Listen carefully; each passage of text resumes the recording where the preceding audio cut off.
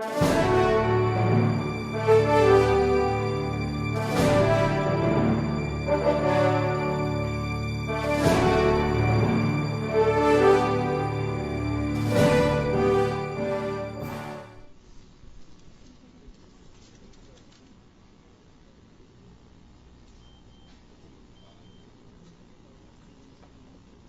are marking that document as exhibit?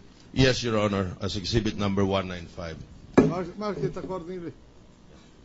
All right, can you tell us, please, Mr. Witness, who executed this document? Who signed it? Our corporate secretary of the association, sir. May we know the name of the corporate secretary? Attorney Joselito John G. Blando. Yes. Did he prepare this document on his own initiative? No, Your Honor. This was approved by the board. Basically, when we have a board meeting, the board approved that we send final demand letters using our corporate secretary to the delinquent owners for them to pay the association dues. Going back to the document, Mr. Witness, do you confirm that what I see on this document, which says, under these circumstances, final demand is hereby made upon you to pay your outstanding obligation to our client in the amount stated above within 10 days from your receipt of this letter? Do you confirm those words on the document? No, Your Honor. Basically, this was issued by our corporate secretary. Do these words appear on the document, Mr. Lim? Yes, Your Honor. Mr. Lim, can you tell us what is the amount of the that is being demanded by the condominium corporation in relation to this letter? 112,213 pesos, 213 and 79 cents. 112,000. 112,213.79. Yes. Was this amount paid, Mr. Lim? Only the principal amount, Your Honor. I'm showing you photocopies of receipts apparently issued by the Columns Ayala Avenue Condominium Corporation, and I invite the counsel for the prosecution to inspect the same. Right.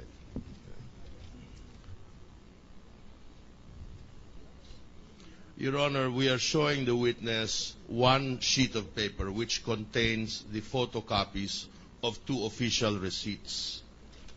The upper half, can you please tell us can you please explain to us what is this upper half of the document, of the paper? The upper half, Your Honor, is the original receipt number 24141. Yes. Paid by Mrs. Cristina Corona, Unit 31B, Tower 1. How much? Amounting to 78,162.36. Yes. All right. May we request that the upper half of the document be marked as Defense Exhibit 195A, Your Honor. Mark it accordingly. Thank you.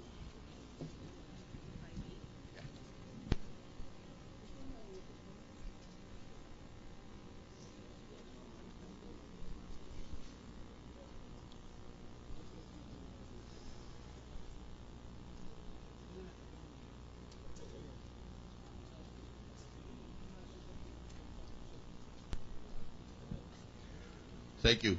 Your Honor, now, Mr. Witness, can you please explain to us what appears on the lower half of the document? This is another payment, sir.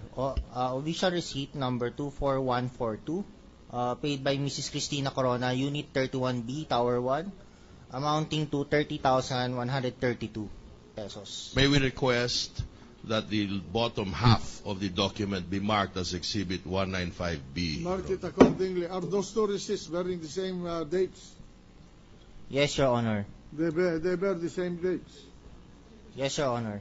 Okay. Your Honor, just a manifestation. The documents presented were not originals. They appear to be photocopies of an original document that was not presented. We concur, Your Honor. We will produce the originals as soon as we are able for the inspection of our counsel. Thank you, Your Honor. Thank you. Okay. Now, Mr. Lim, you said that in the first receipt, the amount paid was 78,162.26. Yes, sir. And then you said that in the second receipt, the amount paid was 30,132. Yes, Your Honor. Can you tell us, Mr. Lim, what was the total payment made by Cristina Corona based on these two receipts? Most approximately, sir, at 108,000. 108,000. 108,000. Yes, Your Honor. Now, am I correct, Mr. Lim, that you mentioned earlier that your demand letter was for the amount of 112,000? Was that correct? Or Yes. so? Yes, Your Honor. I think the amount mentioned was 112,000. 213.79. But these two receipts amount to only 108,000. Yes, Your Honor. Am I correct, therefore, that there is a deficit of about 4,000 more or less? Yes, Your Honor. So, does Mrs. Corona owe the condominium corporation 4,000 pesos more or less after these payments? Yes, Your Honor. Upon not approval of the waiving of interest and penalties. What do you mean, waiving of the interest and penalties? Basically, Your Honor, in the condominium laws, we put interest and penalties for delinquent members who not paying their delinquent due. They are not paying their delinquent dues, Your Honor. And were there interests and penalties charged to Mrs. Corona? Yes, Your Honor, for the 112,000. For the 112,000 you mentioned earlier, Yes, Your Honor, that is inclusive of interest and penalties. your testimony is that it included penalties and interests. Yes, Your Honor. But you also testified that based on these receipts, she paid less than 112,000. Yes, Your Honor. Can you tell us, please, Mr. Lim, what happened to the penalties and interests being claimed from Mrs. Corona? If you know? Already answered, Your Honor. No, Your Honor, he answered the basis of the penalties. Let him answer so that we can finish. Mrs. Corona approached me and asked me if I can waive the interest and penalties. Most likely, Your Honor, the procedure is that the unit owner must write a letter to the board of directors to request to waive the interest and penalties. Mr. Lim, may I ask you to stop there? You said she must write a letter. Yes, Your Honor. Did she write a letter? Yes, Your Honor. I am showing you a letter. Do you recognize Wait a it? minute, Counselor. What has this line of questioning got to do with the reflection of this condominium? Your Honor, the letter will contain precisely the reason for the delay in accepting the delivery. The witness is about to testify why there was an underpayment, and the reasons for that are contained in the letter. In other words, the condominium unit was not yet delivered to the Coronas? That is the question in this case, Your Honor, because the What do you mean the question? the title was transferred early on. But there were, I think, in 2004 or 2005.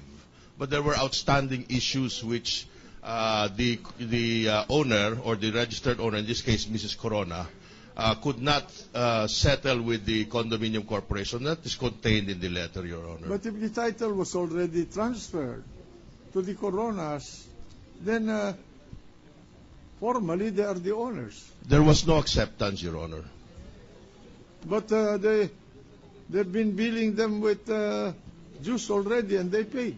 If you will allow me to continue, Your Honor. Go ahead. Thank you, Your Honor. Honor, may I just make a manifestation before we proceed? The letter that was presented by the witness appears to be a photocopy again, in violation of the best evidence rule, and it appears to be a self-serving letter, Your Honor. They have already promised to produce the original. If they cannot produce it, then you make the proper motion at the proper time. We submit, Your Honor. At any rate, Your Honor, the witness will identify this as a photocopy.